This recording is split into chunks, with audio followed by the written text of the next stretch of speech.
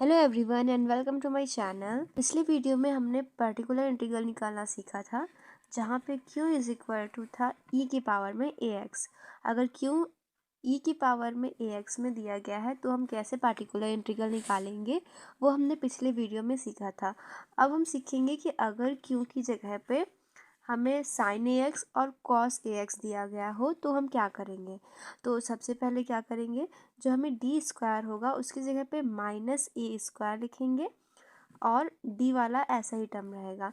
मतलब D square की जगह पे साइन एक्स के आगे जो कोफिशिएंट होगा उसका स्क्वायर कर देंगे और माइनस का स्क्वायर नहीं होगा, यहाँ पे माइनस का मार्क लगेगा। तो ऐसे करके हम पार्टिकुलर इंटीग्रल निकालेंगे जब हमारा क्यू साइन ए एक्स हो या कॉस ए एक्स हो। तो एक क्वेश्चन सॉल्व करके देखते हैं। ये हमारा एक इक्वेशन दी गई है, तो इसका सी एफ हमने निकाल लिया है। सी एफ निकालना हमने फर्स्ट पार्ट में सीखा था, वो होगा y is equal to C one e x cos x two x plus C two. अब हम पार्टिकुलर इंटीग्रल निकालेंगे। y is equal to sine three x upon D square minus two D plus five.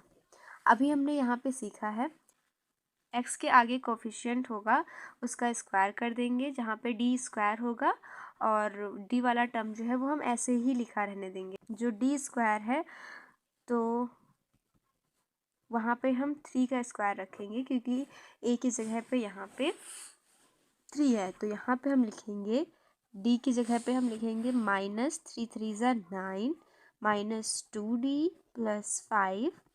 तो अगर हम इसको अब solve करेंगे तो ऊपर तो साइन थ्री एक्स ही रहेगा और नीचे जो है माइनस नाइन से प्लस का फाइव जाएगा तो बचेगा minus two D minus four.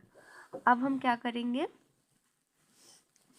y is equal to इसमें से हम टू कॉमन ले लेंगे, माइनस टू कॉमन ले लेंगे तो minus sign three x upon two common ले लिया तो d प्लस टू बचा।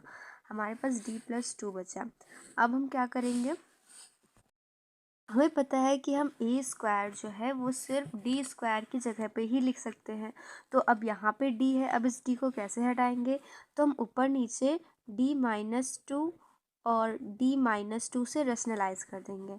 तो यहाँ हो जाएगा D minus two sine three x और नीचे हो जाएगा ये वन अपॉन टू माइनस का था पहले से ही वन बाई टू, नीचे हो जाएगा डी स्क्वायर माइनस फोर, क्योंकि D plus four D minus four A plus B A minus B का फॉर्मूला लगेगा, तो A square minus B square हो जाएगा तो D square minus four square.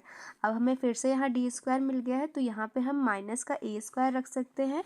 तो ये हो जाएगा y is equal to minus half D minus two sine three x upon D square की जगह पे हम रख देंगे माइनस थ्री थ्री ज़ा नाइन माइनस का फोर।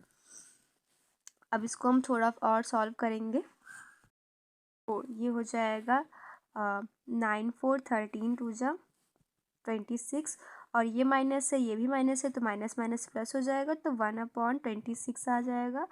अब इतना टर्म हमने सॉल्व कर लिया। अब हम d के साथ पहले साइन थ्री एक्स रखेंगे फिर minus two sine three x रखेंगे, मतलब ये जो ब्रैकेट है इसको हम ओपन करेंगे तो ये हो जाएगा d sign three x minus two sine three x, ये हमें मिलेगा। अब d का मतलब है डिफ्रेंशिएशन, तो हम थ्री साइन थ्री एक्स का जब हम डिफ्रेंशिएशन करेंगे तो हमें मिलेगा y इज इक्वल टू 1/26, ये तो हम ऐसे लिख देंगे। और जब इसका डिफ्रेंशिएशन करेंगे तो हो जाएगा three cos three x minus, इसको हम ऐसे ही लिख देंगे टू साइन थ्री एक्स। तो ये हमारा आ जाएगा पार्टिकुलर इंटीग्रल। अब हमें पता है जो जनरल सोल्यूशन आता है वो पार्टिकुलर इंटीग्रल और कॉम्प्लीमेंट्री फंक्शन का सम होता है।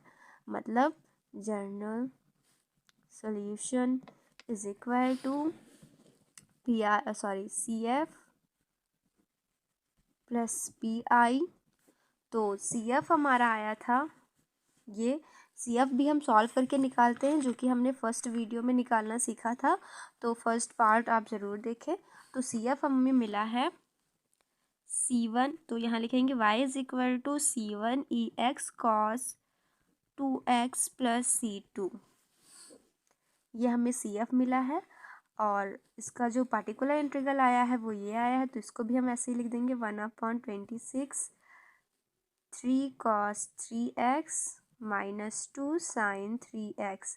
यही सोल्यूशन हो जाएगा इस डिफरेंशियल इक्वेशन का। अगर वीडियो हेल्पफुल थी then don't forget to subscribe my channel. अगले पार्ट में हम कुछ और पार्टिकुलर इंटीग्रल निकालना सीखेंगे।